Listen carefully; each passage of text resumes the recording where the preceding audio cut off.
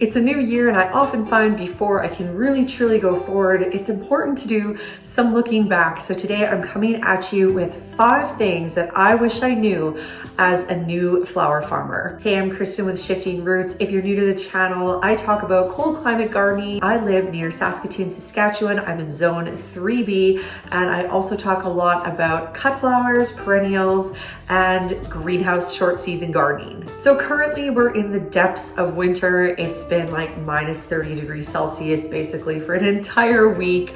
We're also in the process of moving from our house in the city onto an acreage, and I've had a lot of time to just sit back and think about my year as a flower farmer, what went right, what went wrong. I was able to sell about $6,000 worth of flowers. If you've seen some of my earlier videos, those numbers will be smaller, but I also did a winter sale where I sold wreaths and planters. Those are some higher ticket items, so I was able to push that number up to 6,000 in sales. So today, let's talk about some of the lessons I learned as I got to that point. So lesson number 1 for me is sow community before you sow seeds.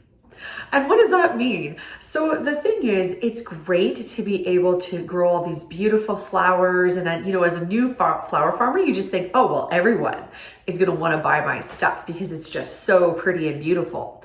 But the problem is, if nobody knows about you, if no one knows who you are, if no one knows who you're growing, I'm not sure who's going to buy your flowers. And I'm not saying this to be rude or mean or anything. It's just the reality. If people don't know about you, they can't buy from you. So it's really important that you spend these winter months right now growing a community on social media. So whether that be Facebook or Instagram or TikTok. And I mean, of course, you're going to grow some community that's maybe not in your local area, but just by doing those things, you will eventually find your people. And then I also mean community in a second way. So I'm going to really challenge you to try and see your fellow flower farmers, not as your competition, but as your community.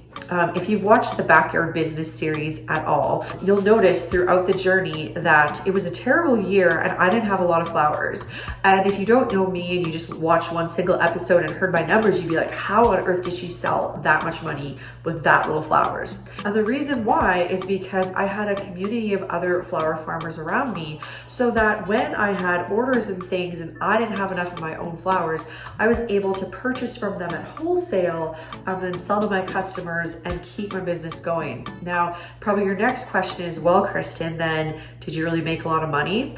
I'm gonna say, no, I didn't make as much money as if I would have grown all those flowers myself. However, I also would not have customers and an existing list of customers who are excited about me and my product going into this second year of flower farming. So sure, did I net $6,000? Definitely not.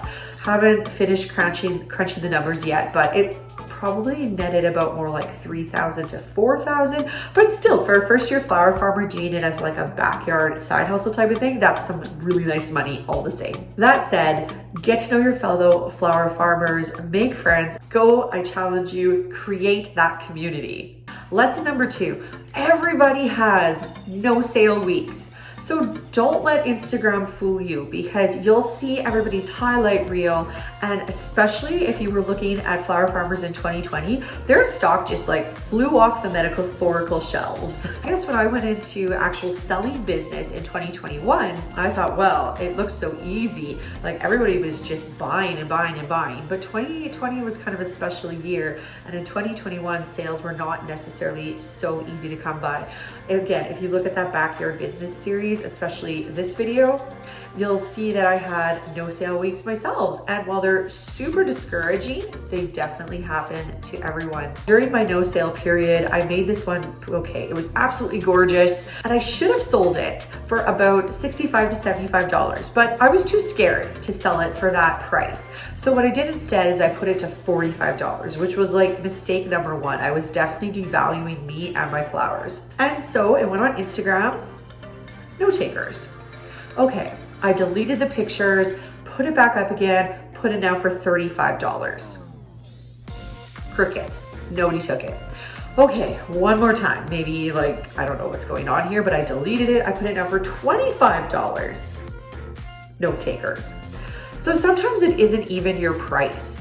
It might be, it's a long weekend. Customers are at the lake, they don't want to buy, or they might just not like the color yellow. Who knows? So don't take it personally. No sale weeks happen, and just keep going forward and trying new things. So sort of building on that second point is that what you think the customer wants and what the customer actually wants can be two separate things. This is why it's so important to take notes. Get yourself a garden planner. Get yourself even just like a plain ruled notebook. I have a Flower Farmer garden planner just for this purpose because I found during the year it would have been nice to have one place for all of this. So if you are thinking about becoming a flower farmer, definitely grab yourself a copy. Has room for weekly sales, sort of planning out your stuff, what went wrong, what went right, space for all of that. And those notes are so important because last year my strategy was just to have a bunch of flowers in a bunch of different colors, and I would sort of figure out what everybody liked. Well, people didn't like yellow. Heck, until September, people didn't seem to like purple. So, I know that now and I can adjust. So point number 4, seed starting is intense. If you've never seed started before and you are new to cut flower farming, you have a surprise coming for you. With cut flower farming, it's really hard to find local greenhouses that carry the types of flowers you need. It's not impossible. You can see in this video, I managed to grow a little cut flower garden for about $200 worth of greenhouse stuff, but it wasn't nearly enough. And that's only like for something at a backyard scale. It's kind of expensive. You wouldn't be able to do it. So you have to seed start. And there's so many things that needed to be seed started, like 10 weeks, 8 weeks, 6 weeks in advance of that first frost date. You're gonna need a lot of grow lights. You're gonna really need to have a space to dedicate to this. You're gonna have to carve out extra time for this. And I think first year flower farmers just don't realize what a big undertaking that is. And then just when you think like, oh, my seedlings are beautiful, they're gonna go outside, everything's gonna be perfect, you have to harden those suckers off. And when you're hardening them off, just like the 1 week and then shove them out there is not a good idea. You should probably actually take more like 3 weeks to harden those seedlings off, or be willing to do row covers and stuff like that. So just know going in that seed starting, it's gonna be its own big hurdle in itself.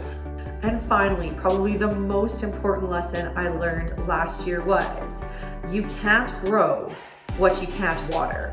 Let me say that again for the people in the back. You can't grow what you can't water. So we had a drought year this year. It basically was like plus 30 degrees Celsius for I think 40 days out of the summer, which is insane for us. Like we get those temperatures usually for maybe 1 week out of the entire summer, but it was basically the whole summer. And we just couldn't keep up. All the plants suffered. Nothing is quite like rainwater. And we made a water collection system, but that could only do the in-town stuff, like the acreage. It was all paid stuff. We were constantly hand watering. We were constantly having sprinklers. We were constantly running the irrigation system that we had just for the greenhouse. And it was a lot of work. And it made me really think like, you can't plant this big garden and hope that it's going to be okay.